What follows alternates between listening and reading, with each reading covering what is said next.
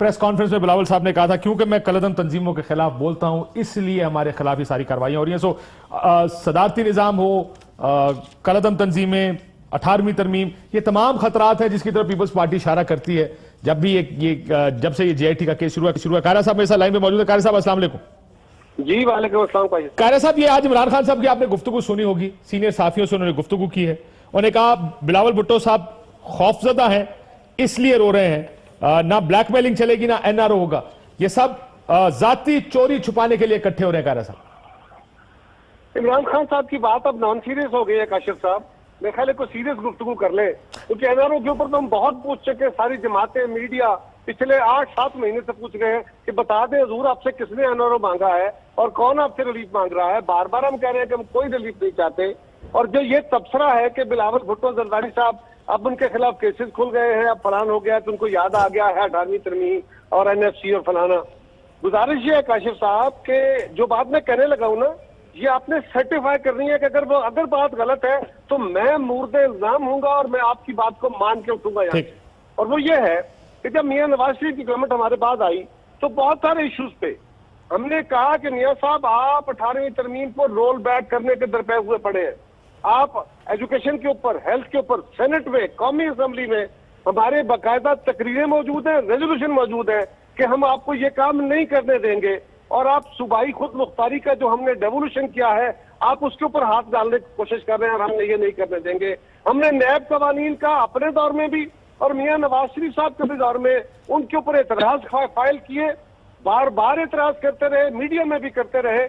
ये आज नहीं है कि आज हम पे केस खुल गए तो मसला हल हो, हमने आके शोर कर नहीं। लेकिन कायरा साहब, सदारती निजाम की ना कहीं आवाज है ना बाजगश्त है। आपने कहा सदारती निजाम, हम जेल भरेंगे, जमहूरियत को खतरा, कलअदम तंजीमों की वजह से मेरे खिलाफ ये कार्रवाइयां हो रही है। नहीं, कलअदम तंजीमों की वजह से नहीं काशिफ, कलअदम तंजीमों का एक सेपरेट इशू है और पीपल्स पार्टी। बिलावल साहब की पोजीशन ये थी कि इन पर क्योंकि मैं बोलता हूं इस वजह से ये हो रहा। नहीं साहब, नहीं, बिलावल साहब की ये पोजीशन नहीं थी। बिलावल साहब की पोजीशन ये थी इंडिपेंडेंटली।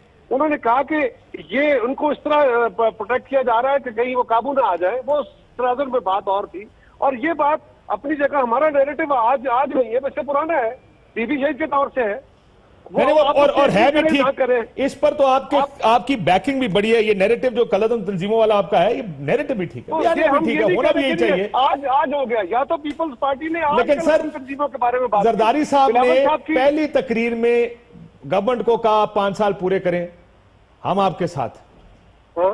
आज आप कहते हैं भाई जी बहुत हो गया, जरदारी साहब ने इंटरव्यू दिया, बस इस हुकूमत का टाइम खत्म हो गया। कल मैं मुस्तफा नवाज खोखर साहब का सुन रहा था, उन्होंने कहा हम बाहर निकलेंगे, हुकूमत गिर जाएगी। ऐसा लगता है कि इन केसेस के बाद पीपल्स पार्टी की जो सियासत है ना, एंटी गवर्नमेंट पॉलिटिक्स, उसमें बड़ी तेजी आई है। ट्रेन मार्च होगा, महंगाई, बेरोजगारी मौजूद थे। सॉरी, ये बात दुरुस्त नहीं है। वो केसेस अपनी जगह मौजूद थे। हमने कहा, हम पहले दिन से कह रहे हैं, अभी भी हम कह रहे हैं, इस गवर्नमेंट को गिराना कोई बड़ा काम नहीं है। ये चंद वोटों की मोहताज हुकूमत है। सवाल ये है कि हम तो पहले दिन से कह रहे हैं कि उस गवर्नमेंट को न गिराना चाहते हैं न डिस्टेबलाइज करना चाहते हैं। पहले दिन से वजीर आजम पाकिस्तान। लेकिन जरदारी साहब तो खुलेआम कह चुके हैं बस बहुत हो गई, खत्म हो गया इसका वक्त। ठीक है, वो गुस्से में आउट ऑफ फ्रस्ट्रेशन बातें हो जाती है, लेकिन सवाल ये है कि इन एक्शन हमने क्या किया। मौलाना फजलुर रहमान तो आपको पता ही है, वो तो बार बार डिमांड कर रहे हैं कि ये करें, इनको चलता करें।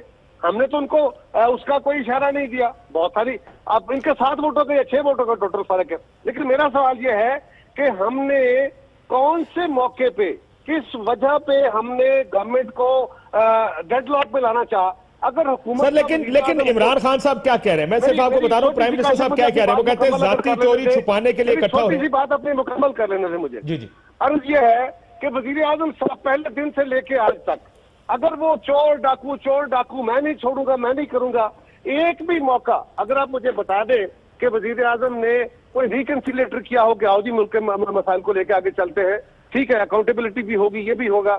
अपोजिशन को बता दें कि किस मौके पे हमने लेजिस्लेशन को। लेकिन मैं आपको एक चीज बता दूं, उन्होंने पिछले दिनों एक ब्रीफिंग दी, उन्होंने कहा ये लोग, इनके साथ कैसे बातचीत हो, जो मुल्क की मसले के जिम्मेदार ये लोग हैं, वो तो आपको इस मुल्क के मसाइल का जिम्मेदार समझते हैं। हम यार ये बात, और सर स्टूडियो कितनी देर में आएंगे ये बताएं।